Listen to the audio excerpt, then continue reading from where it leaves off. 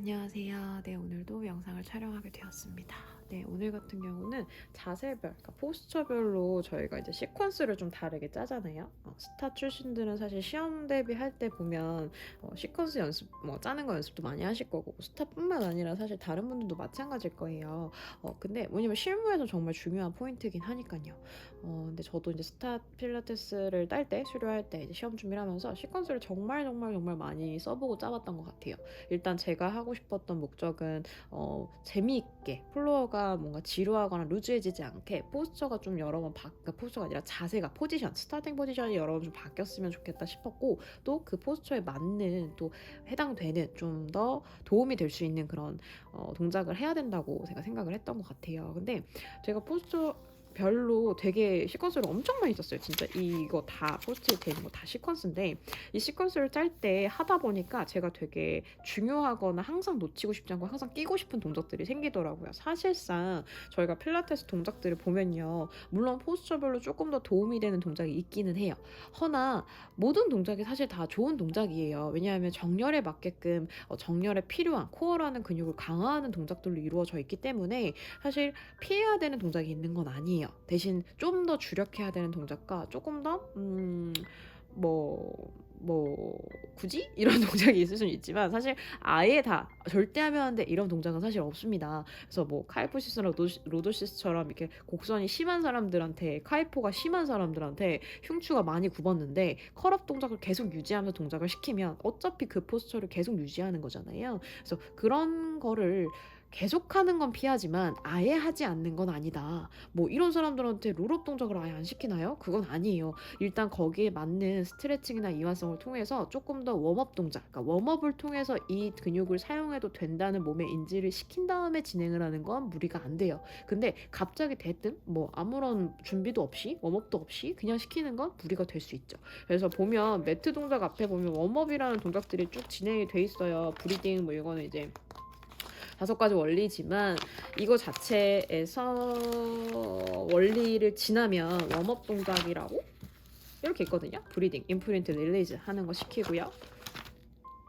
임프린트 릴리즈 하고 거 시키고, 골반의 움직임 시키고, 힙 릴리즈 시켜서 고관절 좀 풀고, 스파인 로테이션 시켜서 가동성 좀 주면서 흉추 열면서 스카플라도 같이 사용이 되게 하고, 캔스트레치 하면서 다시 이완성을 통해서 척추 가동 주고, 힙 롤 통해서 다시 뒤 후면부터 쓰는 분절성 인지시키고, 그 다음에 스카플라 아이솔레이션 통해서 스카플라 견갑 움직이게 진행을 시키고. 근데 사실 흉추가 굳어진 상태에서 저는 스카플라를 먼저 시키고 흉추 움직임을 주는 캣이나 이런 동작을 시키기도 해요. 왜냐하면 스카플라가 딱 붙어서 흉추 자체의 움직임을 막을 경우도 있기 때문에 스카플라 아이솔레이션으로 좀 움직임을 줘서 얘 근육이 좀 이렇게 풀어지게끔 한 다음에 위치를 좀 맞춰준 다음에 흉추 움직임을 주는 걸 좀 하기도 하고요. 암서클 자체도 사실 스카플라 아이솔레이션 다음에 들어오면 좋겠죠. 왜냐면 움직임을 다 전반적으로 주는 거기 때문에. 그리고 헤드너드도 시키죠. 뭐 경추 움직임, 고개 까딱, 이미 롤로 많은 동작의 스타팅이 다 고개 까딱으로 진행이 되기 때문에 헤드너드 시키고, 엘리베이션 디플레이션 스페큘라 이건 뭐 그냥 아이솔레이션 시키면서 시키면 돼요. 프로트랙션 리트. 근데 사실 뭐 엘리베이션 디프레션은 제가 느끼기에는 디프레션을 했을 때 조여지는 근육, 수축성의 근육들을 좀 캐치를 시켜서 어깨가 올라가는 걸 방지하는 힘을 좀 인지하게끔 하려고 이 동작이 들어갈 것 같아요. 그래서 이렇게 웜업을 시킨 다음에 진행을 하면 무리가 되지 않아요.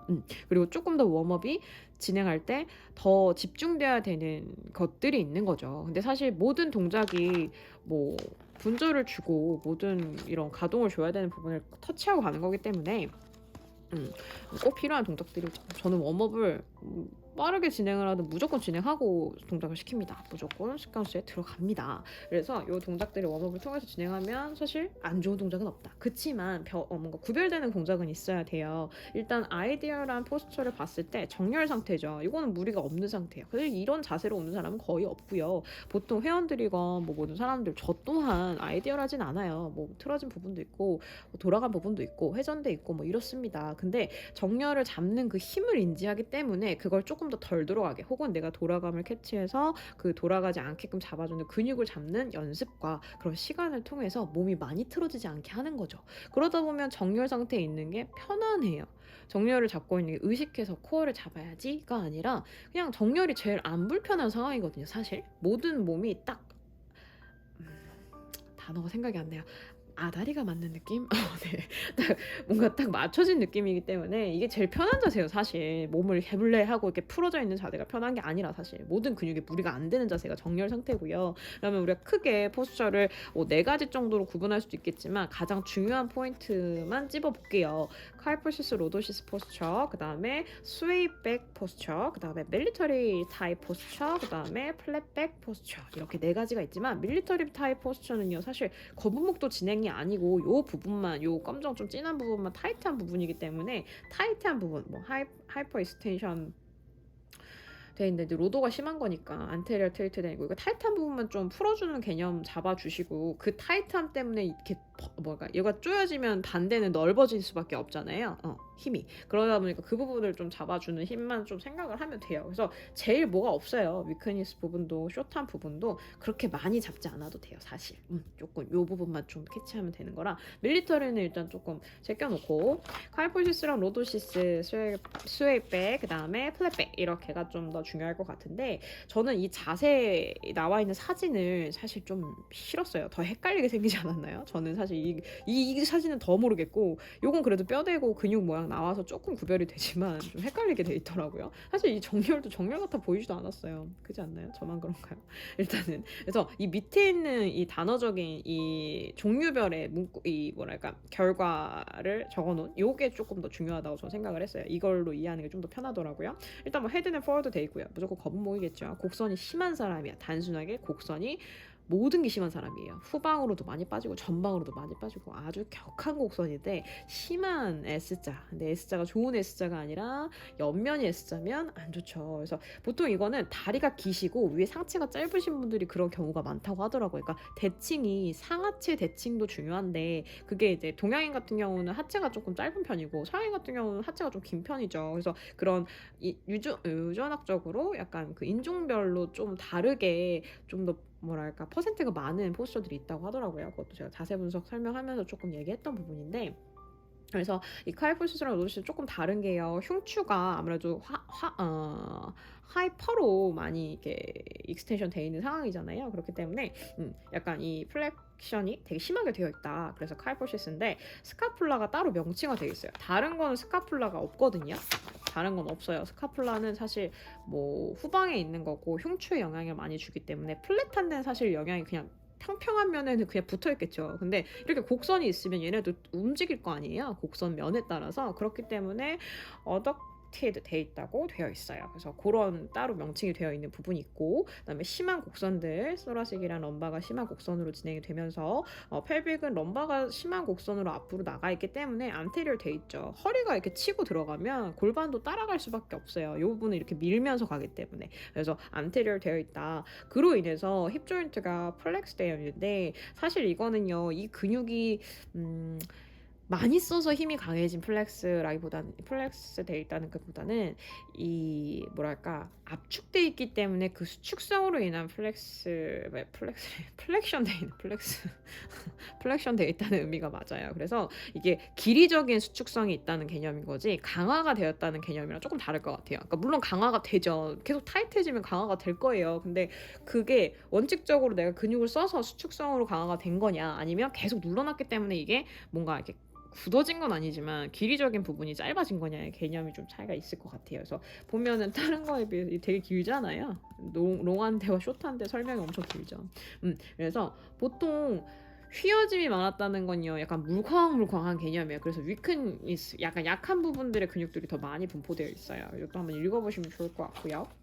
그래서 이런 포스처를 머릿속으로 좀 그리셔야 돼요. 약간 틀 정도? 이런 곡선이야? 아니면은 뭐 약간 롱 카이포에 이렇게 앞으로 빠진 스웨이백이야? 아니면 일자로 떨어져서 살짝 이렇게 말린 플랫백이야? 이런 식으로 약간 척추의 곡선을 머릿속으로 좀 그릴 줄 알아야 그 모양에서 완만한 아이디어랑 곡선을 만들기 위해서 어떠한 곡선의 모양을 만들 건가? 그 곡선을 만드는 자세가 스타팅이든 동작의 진행형에 나오던 그런 자세들이 이 포스처의 좋은 동작이라고 이해를 하면 되겠죠. 그래서 너무 막 무슨 동작은 뭐 이런 식으로 외우면 질려요. 지치고 그리고 외우기도 쉽지 않아요.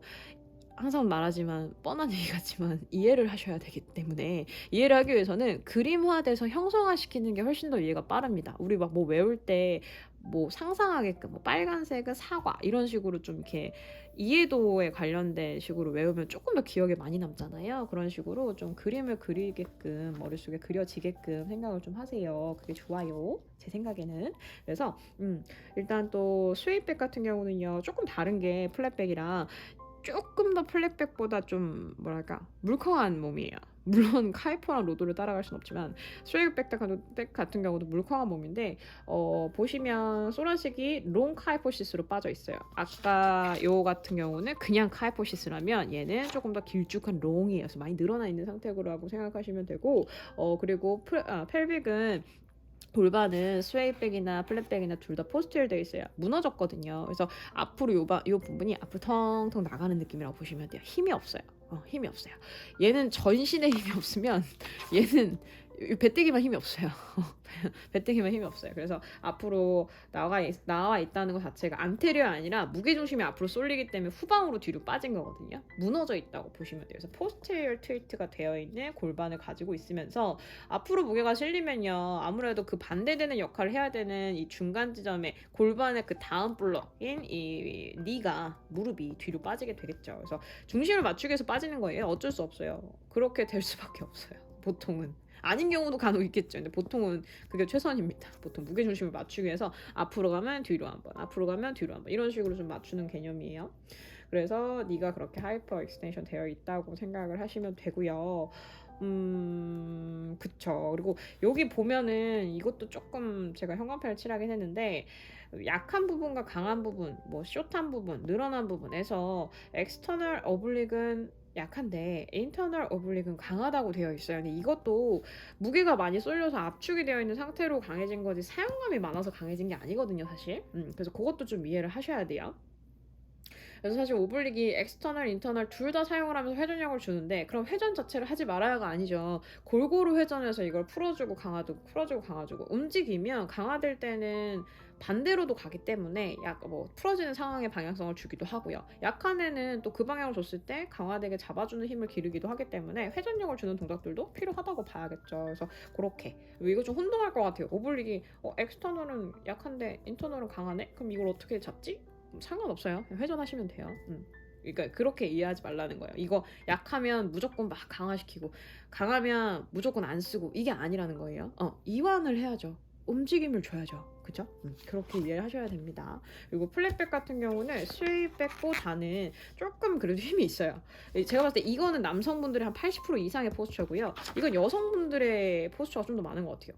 이유는 글쎄요. 나름 그래도 여자들은 주변의 시선이나 이런 거 생각해서 좀 바르게 쓰려고 하다 보니까 그나마 얘보단 얘가 되지 않을까요? 이건 너무 해블레 느낌이잖아요. 그리고 이 자세 자체가 시팅, 좌식에서 일을 많이 하시는 분들이 제일 많이 하는 자세죠.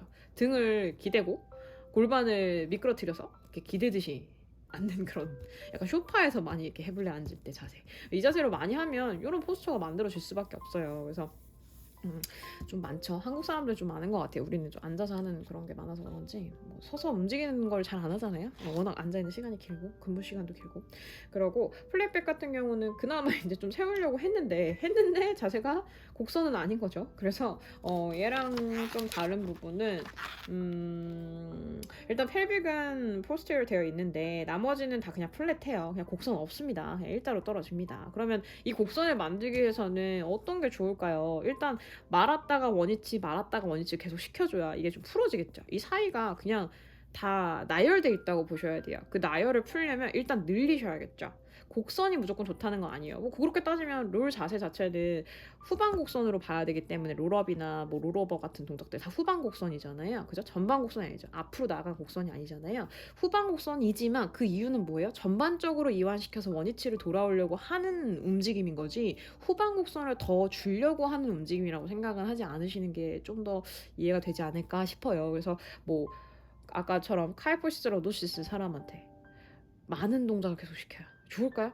했을 때 무조건 안 좋다고 할 수도 없어요. 사실상. 그렇지 않나요? 끊어지는 컬업 자세에서 멈추는 자세를 오래 하는 건 좀 안 좋을 수도 있는데 롤 오버 자체나 롤 업 자체 같은 동작들은 전반적인 곡선을 다 쓰는 거기 때문에 사실 안 좋진 않아요. 근데 안 될 가능성이 높죠. 그래서 뭘 해요? 아까 힙롤하고 숄더 브릿지 하고 막 힙롤해서 숄더 브릿지 하고 그죠? 그다음에 뭐 분절하는 동작들 다 하잖아요. 뭐 로테이션 시켜서 풀고 그런 게 왜 그래요? 움직임을 좀 주기 위함이죠. 그래서 그런 곡선들 웜업 정도 하고 들어가면 무리가 없다.